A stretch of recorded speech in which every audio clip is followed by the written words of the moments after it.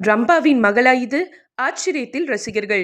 தொடையழகியான 90ஸ் நடிகை ரம்பா அந்த டைம்ல பலரோட கனவு கன்னியா வலம் வந்தாங்க. அதோட அவங்க தன்னோட தொடைக்கு லட்சக்கணக்கில் இன்சூரன்ஸ் போட்டு வச்சிருந்தாங்கன்னு கூட 90ஸ் கிட்ஸ் முணுமுணுத்ததுண்டு.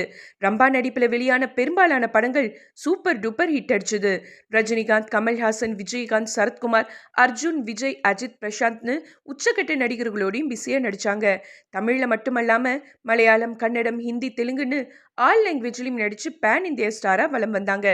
சினிமாவில் பிஸியா இருந்த டைம்லயே கடந்த 2015ல தொழிலதிபர் இந்திரன் பத்மநாதனை திருமணம் செய்துக்கிட்டு சினிமாவை விட்டு விலகி கனடாவில் செட்டில் ஆனாங்க.